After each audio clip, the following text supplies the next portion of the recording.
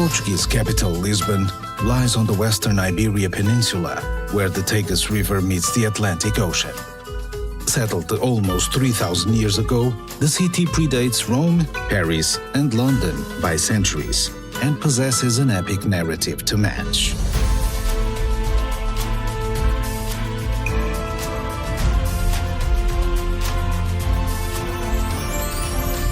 From its early days as a Phoenician outpost to its expansion into a 16th century trading giant, from the Great Earthquake of 1755 to its glorious reconstruction, Lisbon has long been a city of shifting fortunes.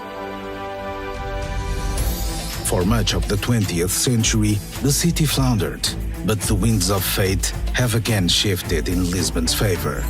No longer a place of faded glory, 21st century Lisbon is again a place of possibilities.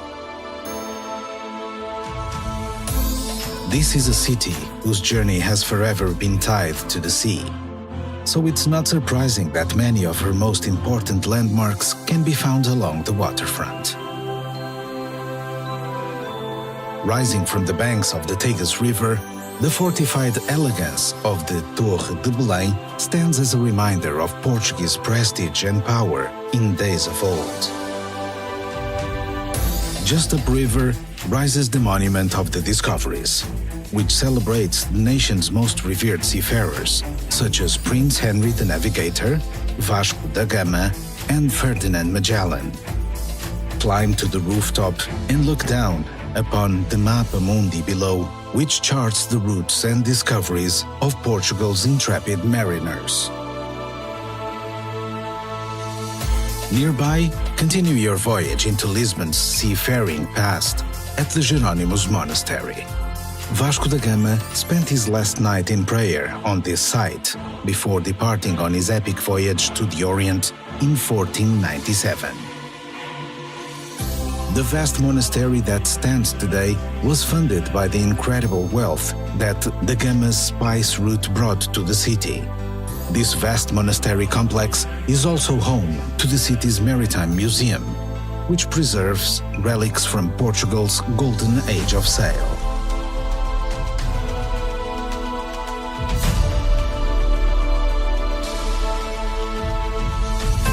In the early 1800s, Portugal's rulers forced the resident monks to vacate their beloved monastery.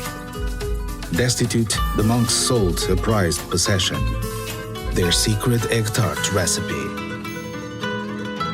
5 generations later, the neighboring Belém patisserie serves over 20,000 pastéis de nata to sweet-toothed devotees each day. And the recipe remains a guarded secret to this day.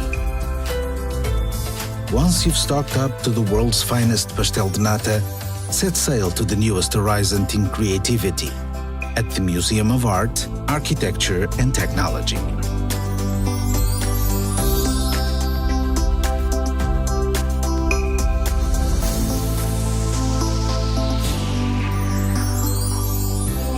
Further upriver, the Portuguese love of the sea continues at the city's acclaimed Oceanário, where hundreds of species glide by in a celebration of a global ocean.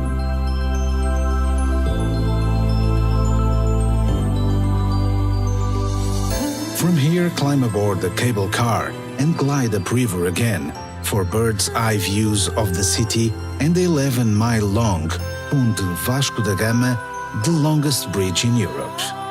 The waterfront is also where you'll find the city's grand gateway, Praça do Comércio. This great square in the center of the Baixa district was once the home of the royal palace, until 1755, when a natural disaster changed Lisbon and Europe forever. At the Lisbon Story Center, feel the devastating tremors of that 6-minute earthquake and the terror of the tsunami and 5-day firestorm that followed. The earthquake obliterated 85% of the city. But with calamity came opportunity. Within a year, the rebuilding of Lisbon was well underway. Wide avenues replaced the medieval rabbit warrens of old. and a new style of elegant, earthquake-resistant architecture was born, Pombalin. The earthquake also shook the city free from the religious dogma of old, and from its cracks came the fresh new shoots of the Enlightenment. Pass beneath the triumphal arch, crowned with a figure of glory, valor, and genius, a tribute to the city's swift reconstruction. Then, simply drift down Rua Augusta and into another of Lisbon's great squares, de Rocio. If Praça do Comércio is the city's gateway, de Rocio is its heart. Since the Middle Ages, Lisbon's citizens have gathered here for bullfighting and celebrations. Today, it's the perfect place to relax by the cool of its fountains and on the waves of its patterned pavement.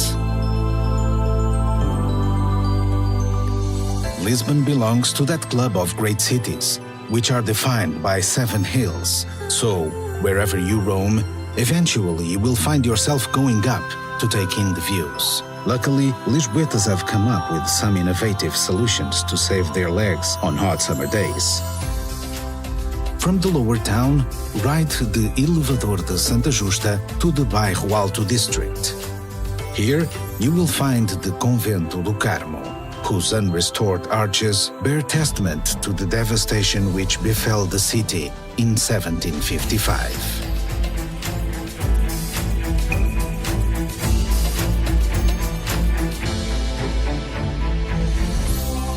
Climb aboard Tram 28, which passes some of the city's most iconic sites. Then, from Portas do Sol, make the climb to Castle of St. George. From high on the battlements of this 11th century Moorish citadel, the red-tiled roofs of Lisbon spread out before you, stepping down to the lower town and the blue Tagus beyond.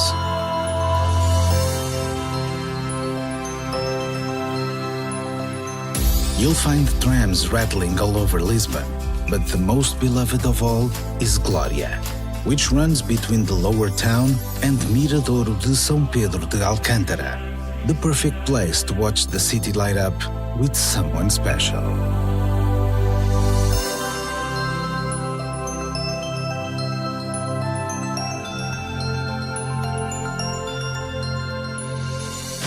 Although the great earthquake reduced much of Lisbon to rubble and ash, the ancient suburb of Alfama was spared. Lose yourself amid the ancient cobblestones and steps, where cafes, bars, and artisan shops have taken residence in the dock workers' homes of old. Yet, the area still retains its village atmosphere, especially during the midsummer festivals, when over 50 street parties pop up all over the city.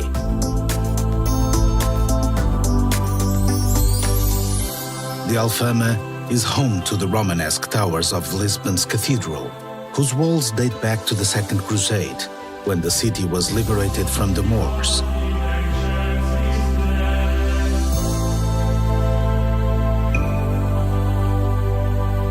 If the stones of Alfama could sing, then surely it would be the bittersweet lament of the Fado. At the Fado Museum, discover the traditional song of Portugal, which originated in the bars and laneways of the Alfama. Then, as the sun gets low, join locals in a Fado bar and listen as professional and up-and-coming fadistas sing the heart-rending stories of the working class and the sea.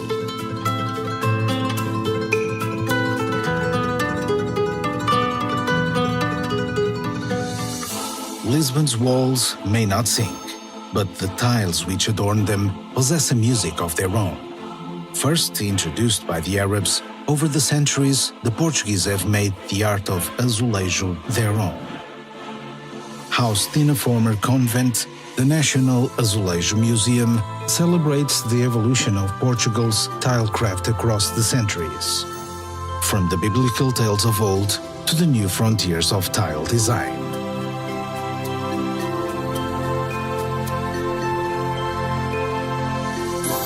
You'll find azulejo at every turn in Lisbon, from the practical to the purely decorative.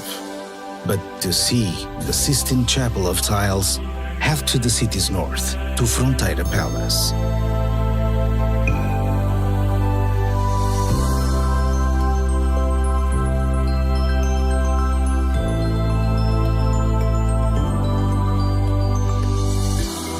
Just to the east, at the Calouste Gulbenkian Museum, you'll find another of the world's great collections.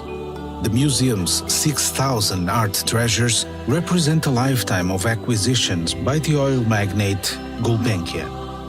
Lisbon's love of creativity isn't just confined to her galleries.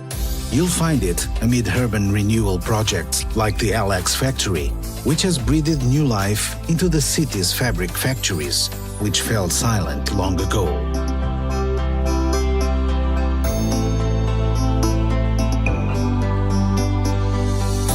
You'll find creativity on the communal tables of the Mercado da Ribeira, where some of the city's most innovative chefs and brewers reinterpret age-old traditions.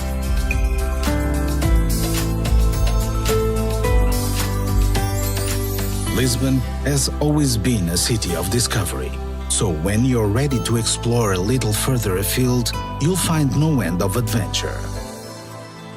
Less than 20 miles west of the city is Cascais, an ancient fishing village that was woken from its slumber when Lisbon's nobility discovered its golden bays in the late 1800s.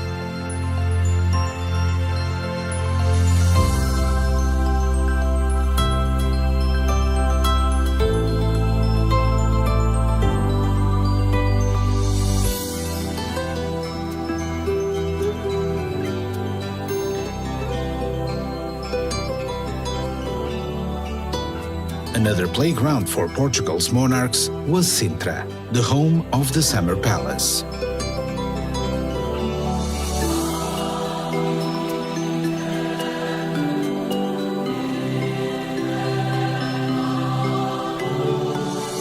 A half-hour drive to the northwest of Lisbon, Sintra is more than a weekend destination. It's a journey into a fairy tale. Hans Christian Andersen fell under Sintra's spell, returning time and time again, calling it the most beautiful place in Portugal.